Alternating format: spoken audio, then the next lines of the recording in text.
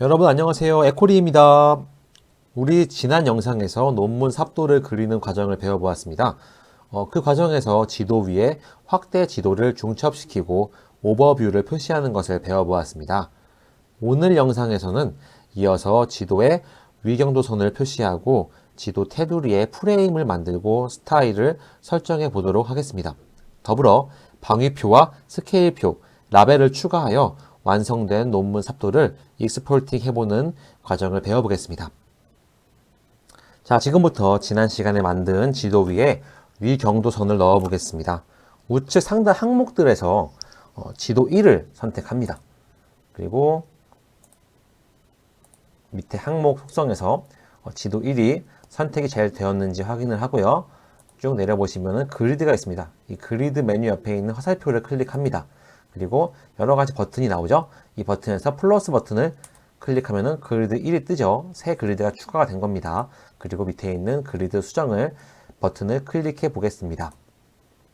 그러면 모양, 프레임, 좌표 그리기 등 다양한 메뉴가 뜨는데요. 우리는 모양부터 바꿔볼게요. 모양에서 좌표계를 우리가 변경을 해야 됩니다.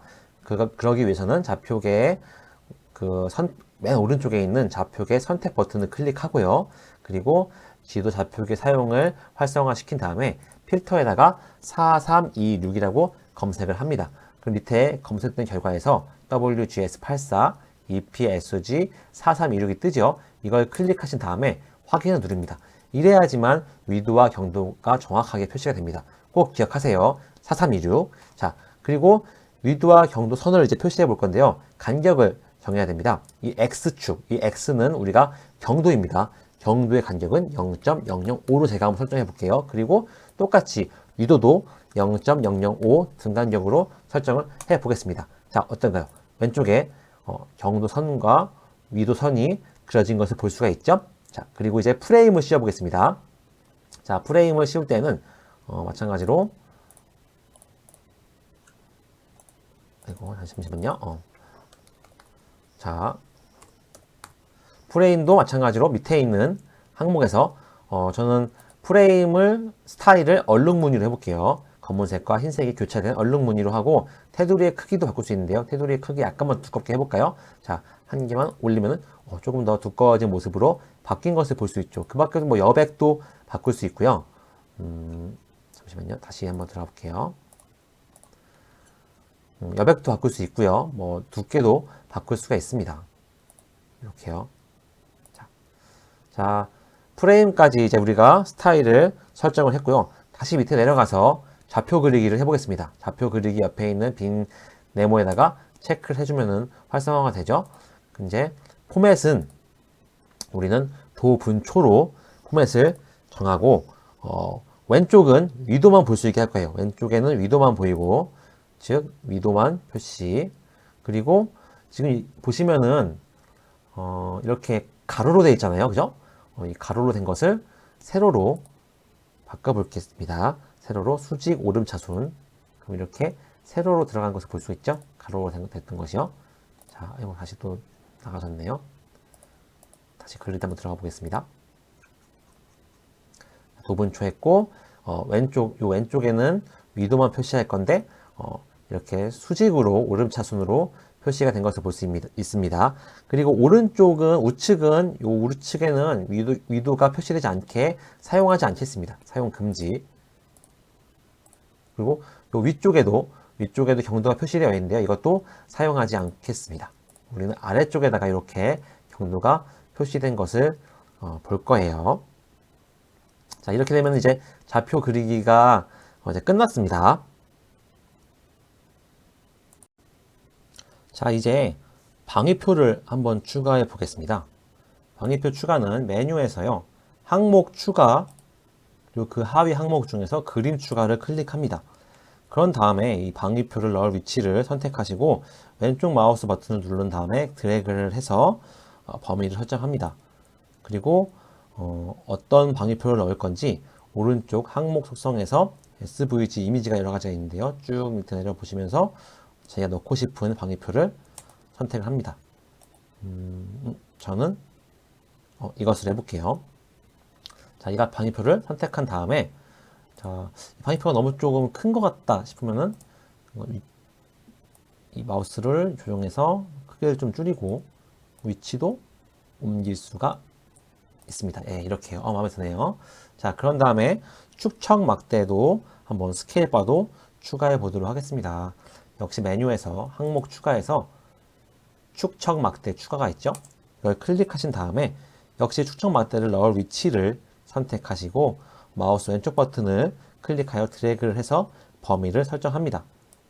이렇게 하면은 축척 막대가 그려진 것을 볼 수가 있습니다. 그런데 지금 글씨가 잘 안 보이죠? 이럴 경우에는 뭐 글씨의 크기도 또 글씨의 뭐 너비, 글씨의 색 등을 다 바꿀 수 있고요. 또 축척 막대의 너비와 색도 바꿀 수 있습니다. 어떻게 하느냐? 자, 축척 막대를 이렇게 선택하신 다음에 그리고 밑에 보시면은 디스플레이가 있어요. 보여지는 거죠. 디스플레이에서 글꼴을 클릭합니다. 저 같은 경우에는 잘 안 보이기 때문에 버퍼를 한번 넣어 볼게요. 자, 흰색으로 버퍼를 넣으니까 좀 글씨가 좀 더 크게 보이는 것 같죠? 글자의 크기도 한번 좀 키워 보겠습니다. 글자의 크기도 지금 12인데 한 15 정도로 하니까 훨씬 더 잘 보이는 것을 볼 수 있네요. 그죠? 자, 이렇게 축척 막대도 편집을 여러분들 기호에 맞게 이 오른쪽에서 하실 수 있습니다. 자, 그리고 라벨을 한번 추가해 볼게요. 이 라벨 같은 경우에는 이 지도의 이름이라고 볼 수 있습니다. 자, 라벨도 마찬가지로 메뉴에서 항목 추가를 클릭하신 다음에 라벨 추가를 누르십니다. 그리고 라벨을 넣을 위치에 마찬가지로 왼쪽 마우스 버튼을 클릭하고 드래그를 해서 범위를 설정해 줍니다. 자, 이렇게 해서 위치를 설정해 주고요. 여기다가 이제 라벨, 즉 이 지도의 제목을 넣어 볼 건데요. 어떻게 넣느냐? 넣을 내용을 오른쪽 항목 속성에서 주요 속성에다가 한번 제목을 쳐보겠습니다. 저는 연구 대상지니까 스터디 에어리아라고 쳐볼게요. 근데 글씨가 너무 지금 오른쪽에 보여지는 게 작은 것 같죠? 글자 크기를 한번 키워보도록 하겠습니다. 역시 여기서도 글자의 크기나 색깔을 다 바꿀 수가 있어요. 자, 한번 바꿔보도록 하겠습니다. 라벨에 쓴 이 지도의 제목에 이 글씨의 색과 크기를 바꿔보는 것을 한번 해보도록 하겠습니다. 자, 역시나 이 라벨을 클릭해 주시고요. 오른쪽에 있는 주요 속성 아래에 있는 모양에서 바꿀 수가 있는데요. 모양 아래에 글꼴을 클릭해 보겠습니다. 그러면 여러분들이 선택하고 싶은 글꼴들이 쭉 나와 있고요. 그리고 글꼴 스타일도 바꿀 수가 있습니다.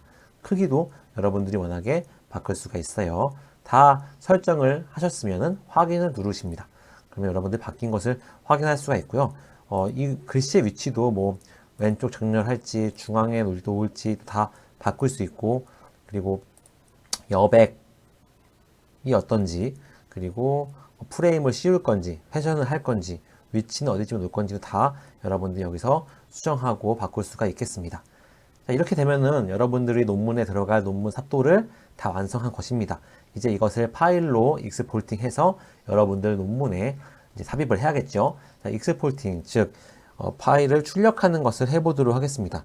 저는 이미지 파일로 주로 출력을 했는데요. 메뉴에서요, 조판을 누르시고 이미지로 내보내기를 클릭합니다. 자, 그런 다음에 여러분들이 어디에 저장을 할지 저장할 폴더를 선택하시고 파일 형식도 바꿀 수가 있습니다. 파일 형식도 설정을 하시고 그리고 저장을 누릅니다. 그러면은 해상도 또 너비와 높이 등을 여러분들이 다 수정을 하실 수 있습니다. 그렇게 한 다음에 저장을 클릭하시면은 이제 파일이 여러분들이 설정한 폴더에 생성이 되도록 되는 것입니다. 자, 이렇게 해서 우리 아주 긴 시간 동안 논문 삽도를 그려보고 파일을 출력하는 것을 배워보았는데요.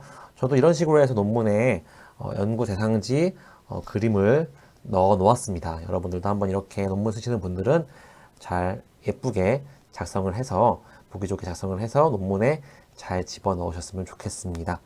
네, 이상으로 오늘 영상은 마치도록 하겠습니다. 도움이 되셨다면 좋아요 그리고 구독 꼭 클릭해 주시면 감사드리겠습니다. 자, 감사합니다. 다음에 또 만나요. 안녕.